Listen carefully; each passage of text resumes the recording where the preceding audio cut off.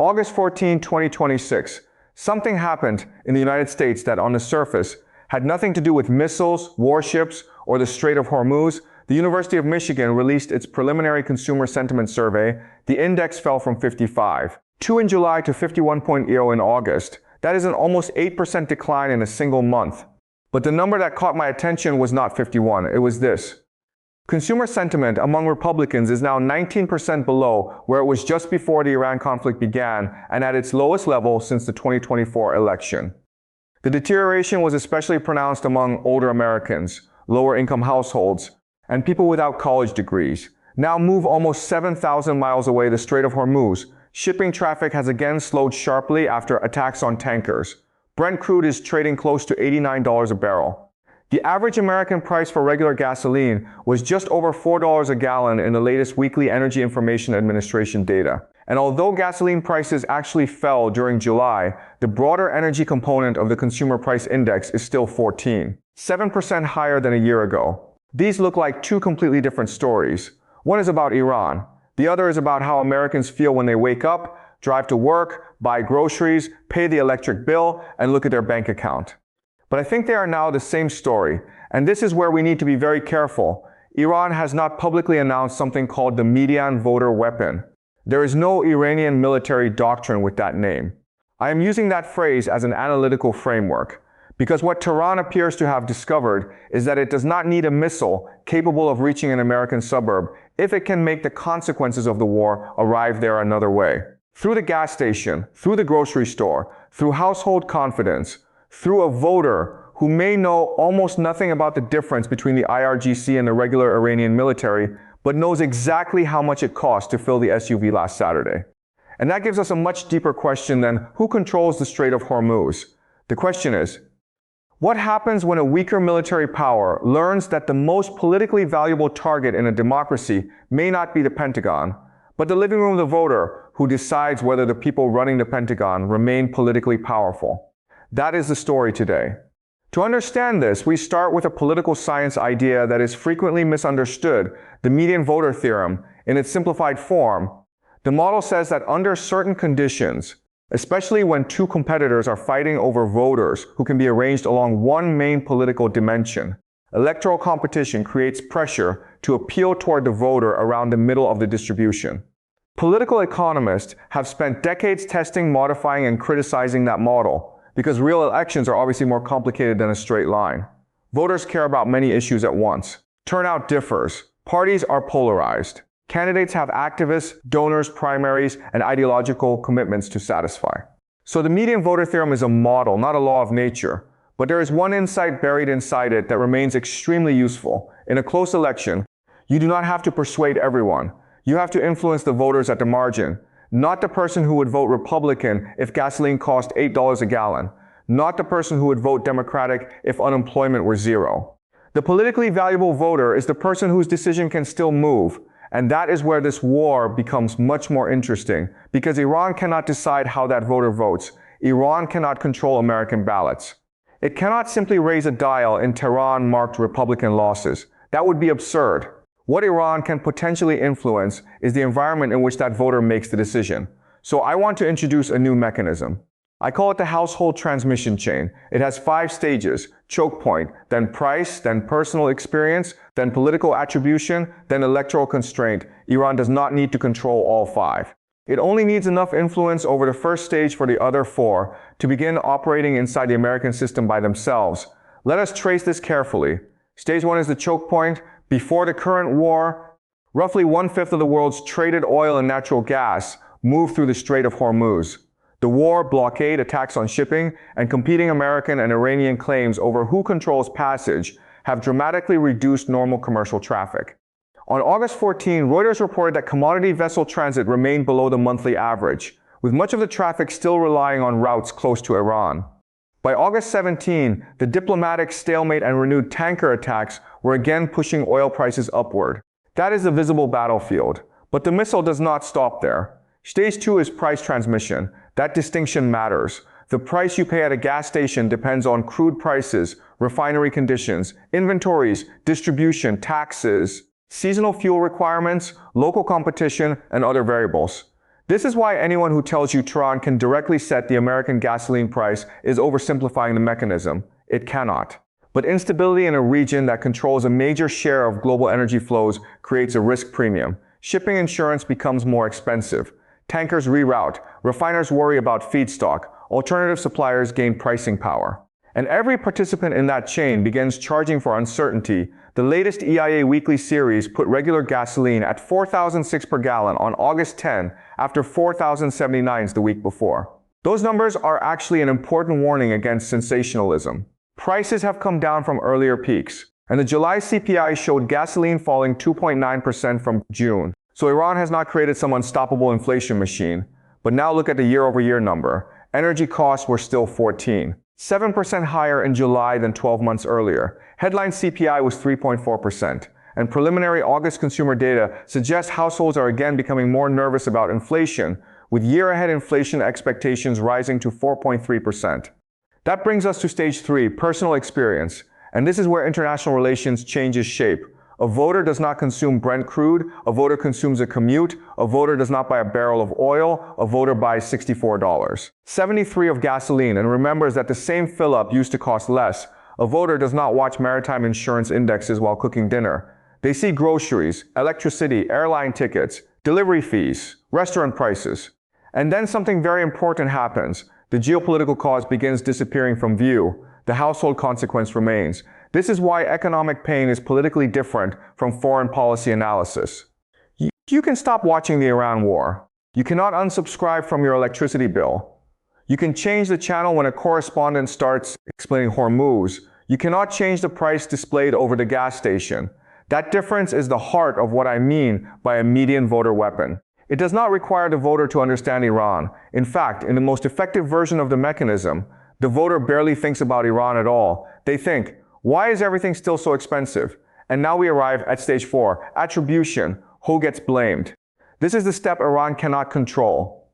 And it is the step that decides whether the mechanism actually works. Americans could blame Tehran, they could blame oil companies, they could blame Congress, they could blame the Federal Reserve. They could blame previous administrations. They could decide that paying more is an acceptable price for preventing an Iranian nuclear weapon. Or they could blame the president and the party currently governing Washington. This is not mechanically determined. But the current polling tells us something uncomfortable for the White House. In late July, only about 1/3 of Americans supported the Iran war. More important, 69% said President Trump had not clearly explained the goals of U.S. military involvement, including roughly 4 in 10 Republicans. Think about why that matters. People will tolerate costs when they believe they understand the objective. During a clearly defined emergency, high prices can even strengthen political solidarity. But a cost without a comprehensible objective feels different. It stops feeling like sacrifice.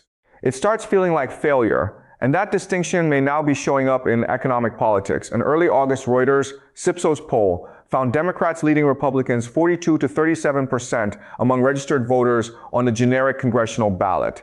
Even more strikingly, Democrats held a narrow 37 to 36 advantage when voters were asked which party had the better approach to managing the economy. The first Democratic lead on that measure in roughly a decade of comparable Reuters Ipsos polling paused there. Because this is where the strategic picture changes. For years, Republicans could often assume that even voters who disagreed with them on other issues gave them an advantage on economic management. That advantage is no longer automatic. And the war is not the only reason. Tariffs matter, housing matters, interest rates matter, food prices matter, wages matter, domestic fiscal policy matters. It would be analytically dishonest to take every dissatisfied American and attribute that dissatisfaction to Tehran. But Iran does not need to create the entire problem. It only needs to add pressure to a problem that is already politically sensitive. That is what a lever does. A lever does not create the weight. It changes how easily the weight moves. And there is another data point that helps us understand who is feeling that leverage. The University of Michigan reported that the August decline in consumer sentiment was particularly large among older consumers, lower-income Americans, and people without college degrees. Republican sentiment has fallen 19% from levels immediately before the Iran conflict. Those categories matter because political coalitions are not abstract. They are built from demographic groups. Many working class and non-college voters have been central to Trump's political coalition. Older voters participate at high rates.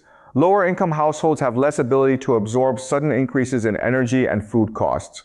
A wealthy household can notice a 70-cent increase in gasoline. A family operating close to the monthly limit has to change something. Maybe dinner out disappears. Maybe a purchase is delayed. Maybe the credit card balance rises. That changes political psychology, not necessarily ideology psychology. And that distinction is crucial. The median voter in this framework is not necessarily a philosophical moderate. This is where the textbook term can mislead us. The electorally decisive voter in 2026 might have strong views on immigration. They may be socially conservative. They may distrust Democrats.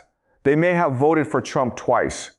But if that voter becomes uncertain about whether the government can protect their standard of living, they have become politically movable on one dimension. They can stay home. They can split the ticket.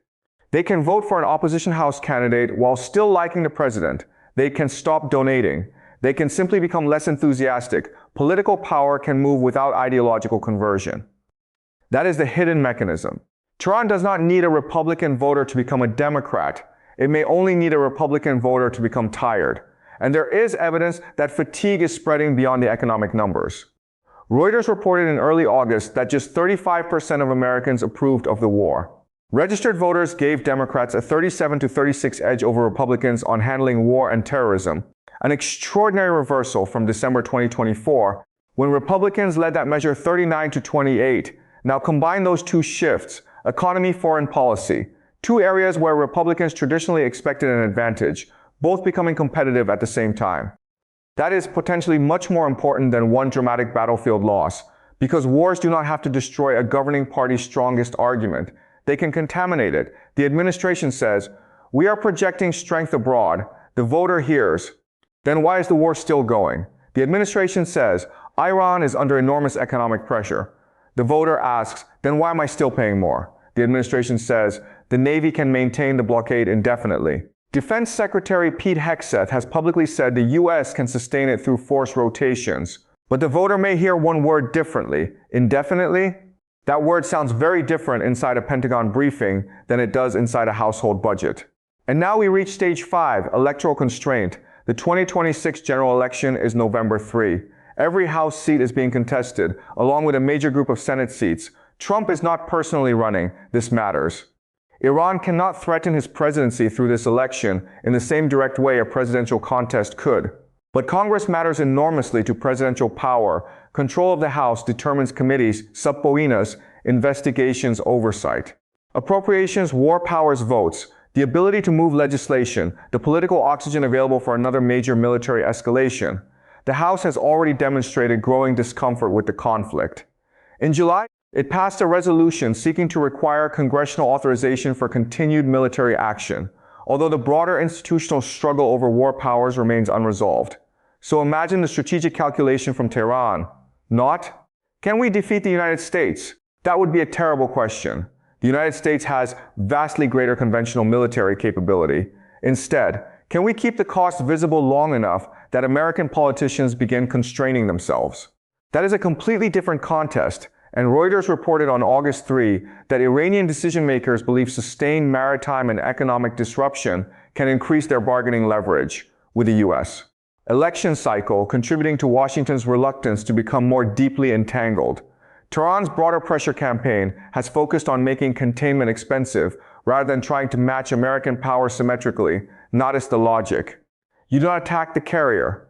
You attack the reason the carrier is politically sustainable. You do not need to sink the destroyer. You make its mission continue without producing an outcome ordinary Americans can recognize as victory. You do not need to hit the American mainland. You create a chain in which a tanker incident in Hormuz appears several weeks later as economic anxiety in Michigan, Pennsylvania, New Jersey, Arizona, or another competitive political environment. Not because Iran controls those voters, because markets transmit shocks faster than militaries transmit victories. And now I want to connect this to one historical episode, but carefully. In 2006, the Iraq War became a central issue in the U.S. midterm elections. Pew Research Center found that Iraq was the dominant concern among voters focused on national rather than local issues, and dissatisfaction with the course of the war had risen sharply. Democrats went on to capture control of Congress. Although Iraq was not the only factor, corruption scandals, Domestic politics, candidate quality, and other issues matter too. The analogy is not exact. Iran in 2026 is not Iraq in 2006. The troop footprint is different. The military structure is different. The political coalitions are different. The information environment is completely different. And perhaps most important, the economic transmission mechanism through Hormuz gives this conflict a direct consumer price channel that Iraq did not reproduce in exactly the same way. But there is one useful historical lesson. A foreign war becomes politically dangerous when voters stop evaluating it as a foreign event. In 2006, Iraq became a judgment about competence, leadership, trust direct. In 2026, Iran may be becoming a judgment about something even more intimate.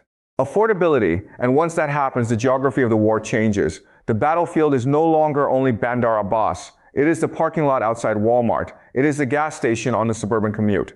It is the family conversation about whether the vacation still makes sense this year. It is a retiree looking at the utility bill. This is what winning inside the American living room means. Not propaganda controlling people. Not Iran somehow deciding an American election. It means forcing a foreign policy decision to compete with the voters' most immediate economic experience. And the extraordinary thing is that Washington may understand this problem perfectly. That is why the White House has repeatedly looked for ways to reduce fuel price pressure. Reuters reported as early as May that administration officials were considering measures such as suspending the federal gasoline tax as prices above $4. 50 created political urgency. Think about what that tells us. Iran launches pressure in Hormuz. The response is not only naval, it becomes tax policy, economic messaging, campaign strategy, domestic political management. The battlefield has crossed institutions. And this is why the latest economic data creates such an unusual paradox. July inflation improved. Gasoline fell 2.9% month over month. Headline CPI eased to 3.4%. Those are genuine positive developments. And yet August consumer sentiment fell sharply. Why? Because people do not experience an economy by comparing the latest decimal point with an economist's forecast. They compare life with memory. What did groceries cost 2 years ago? What did gasoline cost before the war? How secure did I feel about my job? Do I believe prices are getting under control? The University of Michigan data showed expected business conditions weakening and Republican sentiment falling particularly sharply. So you can have cooling monthly inflation and worsening political sentiment at the same time. That is not irrational. Inflation measures the rate of price change. Consumers live with the price level. If something rose from $3 to $5 and then stops rising, inflation has improved. The product still costs $5. That difference is one of the most politically important concepts in economics, and Tehran does not have to understand American statistical methodology to exploit it. It merely has to understand that an energy shock layered on top of an already elevated price level produces more anger than the same shock arriving after years of falling prices. That is why timing matters. Iran is not operating against an American economy with a blank memory. It is operating against households that spent much of the first half of this decade arguing about inflation. A small additional shock can reactivate a much larger political memory.